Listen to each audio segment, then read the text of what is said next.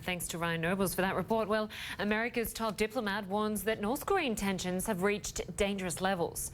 Secretary of State Rex Tillerson met with his Chinese counterpart, pledging that the two nations will work together to prevent conflict on the Korean peninsula. The Chinese foreign minister says the US should remain cool-headed. Tillerson is set to meet with the Chinese president in the coming hours. Let's get some perspective on these talks. Our Matt Rivers joins us from Beijing. Matt, as I mentioned, the US warning North Korea that military action could be on the table, but China essentially calling on the US to calm down.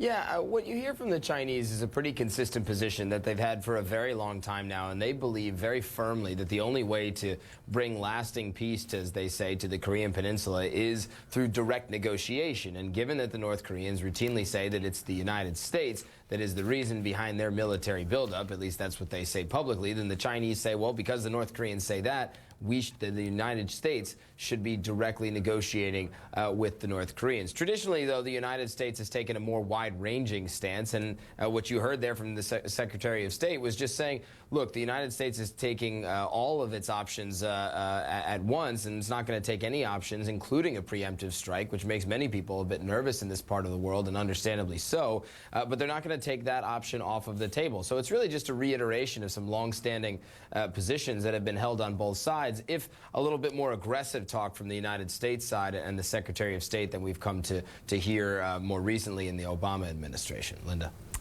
And Matt, of course, it's about 2 in the morning there. Thanks for staying up for us. But we do know the President, she will meet with Rex Tillerson later today. What can we expect to come from that meeting?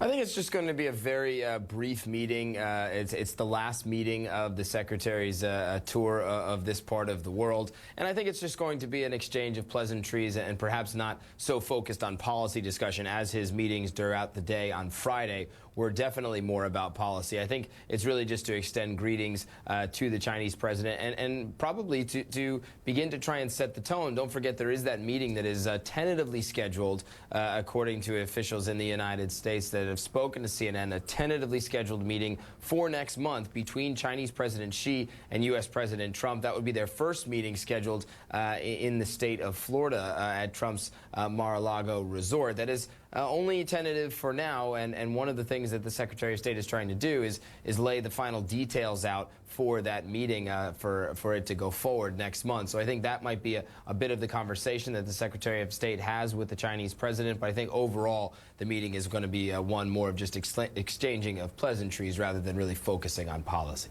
And that meeting you mentioned that's set to happen in Florida, or is expected to happen in Florida, is meant to be quite casual, no tie affair is what I'm hearing.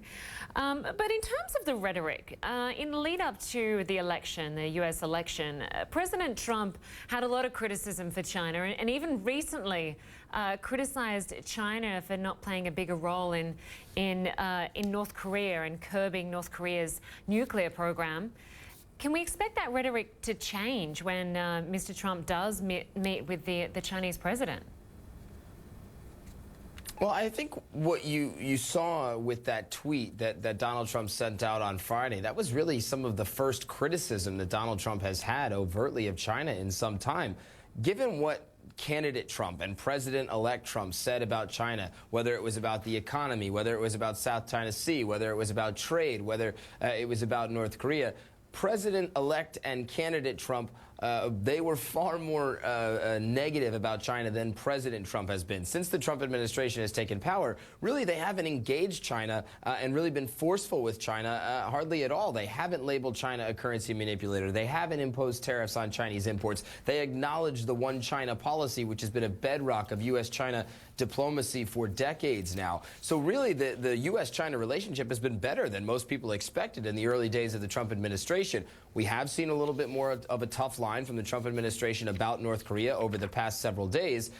So it's going to be interesting moving forward into that meeting, what kind of tone that meeting will have. Will it be the kind of detente that both countries seem to be in right now, or will the Trump administration start to follow through on some of those promises that candidate Trump made while he was running for office? Oh, Matt Rivers, we'll have to see. Good to have your analysis on it. Thanks so much.